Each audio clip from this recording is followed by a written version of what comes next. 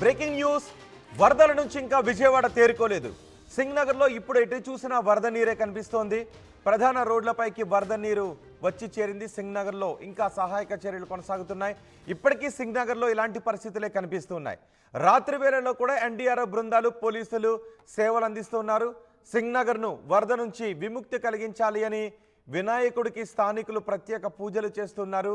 సింగ్నగర్లో ఎక్కడ చూసినా ఇంకా ఇలాంటి దృశ్యాలే కనిపిస్తున్నాయి. ఇప్పుడు మీరు చూస్తున్నారు సింగ్నగర్లో ఆహార పదార్థాలను సింగ్నగర్ వాసులకు చేరవేయటానికి పడవల్లో తీసుకొస్తున్న దృశ్యాలు మీరు చూస్తున్నారు. అలాగే ఇళ్లలో నానిపోయిన వస్తువులు, పాడైపోయిన సరుకులు కూడా మీకు ఆర్టీవీ స్క్రీన్ పైన చూడొచ్చు. గత వారం రోజులుగా సింగ్నగర్ను వరదలు కష్టాలు వేడడం లేదు. సింగ్నగర్ నుంచి పూర్తి సమాచారం మా ప్రతినిధి రాజేష్ అందిస్తారు. ఇంగినా పరిసర ప్రాంతాల్లో అసలు వినాయక చవితి జరుపుకుంటారని చాలామంది భావించారు. కానీ దేవుడి మీద నమ్మకంతో సింగనగర్ ప్రాంత వాసులు కొంతమంది వినాయకుడిని తీసుకొచ్చి వాళ్ళు వినాయక చవితి జరుపుకోవాలని నిర్ణయించుకున్నారు.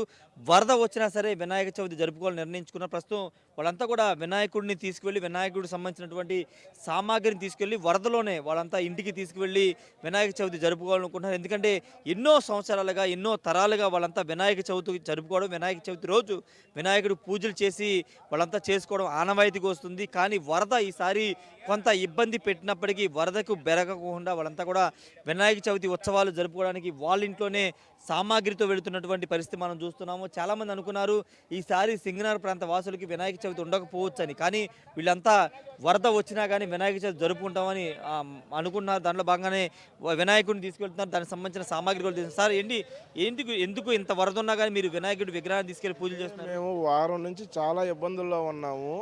మా బాధలు తీరాలని చెప్పి ఆయనకు చెప్పుకుందామని చెప్పి వెళ్తున్నాం. అంతేగాని ఇందులో వేరే ఏం కాదు. మేము ఏది అనుకున్నా సరే ఆయన నమ్ముకుంటే మాకు బాగుంటుంది, శుభం కలిగిద్దని మేము చేస్తున్నాం అంతే తప్ప మేము మా రోడ్లో వాళ్ళందరూ మేమంతా బాగుండాలనే చేసుకోవడం తప్ప ఇదేం ఆడంబరంగా చేసుకునేది కాదు. ఆయన నమ్ముకుంటే మాకు బాగుంటుందని ఒక మా నమ్మకం, ఇక అంతకుమించి ఏం లేదు. ఓకే ఓకే ఓకే అంటే మీరు అందరూ సింగనగర్ ప్రాంత వాసులు అందరూ కూడా త్వరగా వరద నుండి కోలుకోవాలని అందరూ బాగుండాలని ఇక అంతమించి ఏం లేదు. అందరూ బాగుండడం కోసం అసలు విఘ్నాలు తొలగించాలని అన్ని అడిగేది. ఓకేనా? అంటే గతంలో ఎప్పుడు మీరు ఎలాంటి పరిస్థితి చూడలేదు కదా? నేను ఎప్పుడో 77లో ఒకసారి చూశానన్న, అప్పుడు నాకు ఊహ తెలీదు. ఇవాళ రోజున నా పిల్లలు కూడా చూస్తున్నారు. కాకపోతే ఇదేమీ కాదు, ఆయన నమ్ముకుంటే బాగానే ఉంటుందని చెప్పి అనుకుంటున్నాం అంతే. ఓకే ఇది పరిస్థితి. వీళ్ళంతా కూడా వినాయకుడిని నమ్ముకుని అందరికీ మేలు చేయాలనే ఉద్దేశంతో మేము వినాయక ఉత్సవాలు, వినాయకుడికి పూజలు చేస్తున్నామని ఇక్కడ ఉన్నటువంటి స్థానికులు చెప్తున్నారు. చూడొచ్చు వరదలో సైతం రాత్రి 11 గంటల ప్రాంతం అయింది. ఆర్టీవీ మీకు ఎక్స్క్లూజివ్ చూపిస్తుంది. వీళ్ళంతా కూడా ఇంట్లో తీసుకెళ్లి వినాయకుడు పూజిస్తే విఘ్నాలన్నీ పోతాయి, వరద ముంపు తగ్గిపోతుందని భావించి మేము పూజలు చేయడానికి వినాయకుడిని తీసుకెళ్ళని చెప్తున్నారు. ఏదేమైనప్పటికీ వినాయకుడి మీద ఉన్న వీళ్ళ నమ్మకం, వినాయక చవితి మీద వీళ్ళకి ఉన్న నమ్మకాన్ని మనం ప్రత్యక్షంగా చూస్తున్నాము. ముఖ్యంగా వాళ్ళ గురించి ఆలోచించట్లేదు. వాళ్ళు ఈ ప్రాంతం మొత్తం బాగుండాలని వినాయకుడికి సంబంధించిన వినాయక చవితి కార్యక్రమాన్ని చేస్తున్నామని చెప్తున్నారు. ఇంట్లో వినాయకుడు పెట్టుకుని పూజిస్తే ఈ విఘ్నాలన్నీ తొలగిపోతాయి, వరద ముంపంతా కూడా తొలగిపోతుందని భావించి మేము వినాయకుడిని తీసుకువెళ్తున్నామని చెప్తున్నారు. చూడొచ్చు ఆయన తండ్రి, పక్కన ఆయన కుమారుడు ఇద్దరు కూడా అర్ధరాత్రి 11 గంటల ప్రాంతంలో వినాయకుడిని కొనుక్కుని వినాయక చవితికి సంబంధించినటువంటి సామాగ్రిని తెచ్చుకుని వాళ్ళు ఇంటికి వెళ్తున్న పరిస్థితి. ప్రస్తుతం ఇంకా వరద ముంపులోని సింగనగర్ ప్రాంతం ఉంది. కానీ వినాయక చవితి జరుగుతుందా లేదా అని చాలామంది అనుకున్నారు. కానీ చాలామంది నమ్మకంతో, ముఖ్యంగా వాళ్ళు బాగుండాలని కాదు, వాళ్ళ ప్రాంతం బాగుండాలని వినాయకుడిని తీసుకెళ్లి పూజలు చేస్తున్నారు. నిజంగా చాలామందికి మేమే బాగుండాలి, మేమే బాగుపడాలని ఒక స్వార్థం ఉంటుంది. కానీ వాళ్ళు అలాంటి స్వార్థం చూపించట్లేదు. అందరూ బాగుండాలి, ఫ్లడ్ అంతా తొలగిపోవాలి, మళ్ళీ యథాస్థితికి రావాలి, ఆ వినాయకుడు పూజ చేస్తే మమ్మల్ని కరుణిస్తాడు, వరదంతా తొలగిస్తాడని వాళ్ళు ఈ ప్రాంతం అంతా బాగుపడాలని ఇంట్లోకి తీసుకువెళ్ళి జనరల్గా ఎవరు కూడా ఈ సాహసం చేయరు. ఎందుకంటే వరదలో ఎవరు లేరు, చాలామంది ఖాళీ చేశారు. వరద పెరిగిపోతుందని భయంతో చాలామంది ఖాళీ చేశారు. కానీ వీళ్ళు మాత్రం, ఒక కుటుంబం మాత్రం వినాయకుడి విగ్రహాన్ని, వినాయకుడికి సంబంధించిన సామాగ్రిని తీసుకువెళ్ళి రేపు పొద్దున్న వినాయక చవితి చేసి తీరతాము, మా ప్రాంతం అంతా సుభిక్షంగా ఉంటుందని వాళ్ళంతా కోరుకుంటున్నారంటే ఏ స్థాయిలో వాళ్ళకి నమ్మకం ఉందో అర్థం చేసుకోవచ్చు. ఏదేమైనప్పటికీ వినాయక చవితి ఉత్సవాలు అసలు సింగనగర్ ప్రాంత వాసులు మర్చిపోయారు.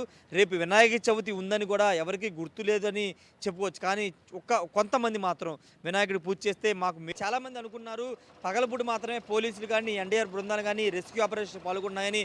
రాత్రి వేళ ఎవరు పాల్గొనలేదని కొంత అపోహ ఉంది. కానీ నిజంగా పోలీసులు రాత్రి వేళ 11 గంటల సమయంలో పోలీసులు ట్రాక్టర్లో లోపలికి అంటే సింగనగర్లో ఉన్నటువంటి ప్రకాష్ నగర్ కానీ రాజీవ్ నగర్ కానీ అటు కండ్రిక ప్రాంతాల్లోకి వెళుతున్నారు. ట్రాక్టర్లో సాయంతో వీళ్ళంతా కూడా నైట్ అంటే రెయిన్బౌళ్ళు కూడా వీళ్ళంతా కష్టపడుతున్నటువంటి దృశ్యాలు మనం చూస్తున్నాము. ఎందుకంటే చాలామంది అపోహపడుతున్నారు పగలేదో హడావుడి చేస్తున్నారు, రాత్రి వేళ ఎవరు ఉండరని. కానీ రాత్రి వేళలో కూడా వీళ్ళు పోలీసులు విధి నిర్వర్తిస్తూ ఇక్కడ ఉన్నటువంటి వరద బాధితులకు సహాయం అందిస్తున్నారు. ఎవరైనా ప్రమాదకర పరిస్థితిలో ఉంటే వాళ్ళని కాపాడడానికి వీళ్ళంతా కూడా లోపలికి వెళుతున్నారు. ట్రాక్టర్ల సహాయంతో వీళ్ళంతా పోలీసులు లోపలికి ఉన్నటువంటి దృశ్యాలు మనం చూస్తున్నాము. వాస్తవంగా నైట్ ఈ టైంలో ఎవరు ఏ మీడియా కూడా ఇక్కడ రాలేదు. కానీ ఆర్టీవీ రాత్రిపూట కూడా ఎలాంటి సిచ్యువేషన్స్ ఇక్కడ ఉన్నాయో చూపించడానికి ఇక్కడ మీకు రావడం జరిగింది. ఒకసారి వీళ్ళంతా కూడా చూస్తే కనుక వీళ్ళంతా రెయిన్బౌల్ అంటే 24 గంటలు విధులు నిర్వర్తిస్తూ వీళ్ళంతా కూడా ప్రస్తుతం లోపలికి వెళ్తున్నటువంటి దృశ్యాలు మనం చూస్తున్నాము. వాస్తవంగా సింగనగర్ ప్రాంతం ప్రస్తుతం వరద ముంపులోనే ఇంకా ఉంది. ఎందుకంటే ఉదయం వరద ఫ్లో అనేది కొంత మనకు కనబడింది. దాదాపు 3-4 అడుగుల వరద ఉధృతి వచ్చిన నేపథ్యంలో మళ్ళీ ఏదైనా ప్రమాదం పొంచి ఉందా అని చాలామంది భయపడిన నేపథ్యంలో ఎవరు భయపడవసరం లేదు, మేమున్నామంటూ పోలీసులు కూడా రాత్రి వేళలో కూడా విధులు నిర్వహిస్తున్నటువంటి పరిస్థితి మనకి కనబడుతుంది. లోపలికి వెళుతున్నారు ట్రాక్టర్లో.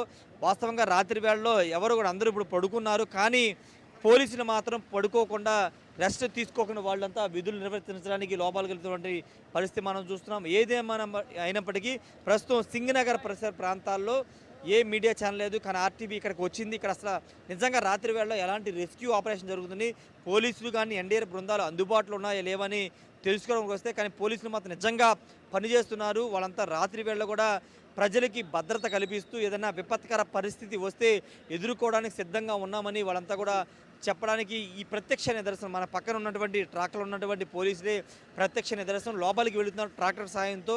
ఈ టైంలో 11-11:30 గంటల ప్రాంతంలో ఎవరు కూడా వెళ్ళరు. కానీ వీళ్ళు నిద్రాహారాలు మాని లోపలికి వెళుతున్నారు. లోపలికి వెళ్ళి ఎక్కడైతే ఏదైనా కొంత డేంజరస్ ప్లేస్ ఉందో, కొంత వరద ఉధృతి ఎక్కువ ఉందో ఆ ప్రాంతంలోకి వెళుతున్నారు. అక్కడ ఏదైనా ఒకవేళ వరద ఉధృతి పెరిగినా ఏదైనా విపత్కర పరిస్థితి ఎదురైనా వాళ్ళందరినీ రెస్క్యూ చేసి లోపలికి తీసుకురావడానికి వాళ్ళంతా ఉన్నారు. ఒకసారి ఇక్కడ పక్కన బస్సు కూడా మనం చూస్తున్నాం, బస్సును కూడా ఉంచారు. ఏదైనా ఇబ్బందికర పరిస్థితి వచ్చినా ఎన్డీఆర్ఎఫ్ బృందాలు వెళ్ళడానికి ఆర్టీసీకి సంబంధించిన బస్సును కూడా ఉంచినటువంటి పరిస్థితి మనం చూస్తున్నాము. ప్రస్తుతం సింగనగర్లో పగలు కాదు రాత్రిపూట కూడా రెస్క్యూ ఆపరేషన్స్ కొనసాగుతున్నాయి. దానికి ఉదాహరణ మీకు చూపించాం. పోలీసులు కానీ ఇటు బస్సులో ఉన్నటువంటి ఎన్డీఆర్ఎఫ్ బృందాలు కానీ ప్రతి క్షణం సింగనగర్ ప్రాంతాన్ని, వరద ప్రభావిత ప్రాంతాన్ని కంటికి రెప్పలా కాపాడుతున్నారు. ఎవరికి ఎలాంటి హాని జరగకుండా రెస్క్యూ ఆపరేషన్స్ అయితే చేస్తున్న సిచ్యువేషన్స్ అయితే సింగనగర్ పరిసర ప్రాంతాలు ఉన్నాయి.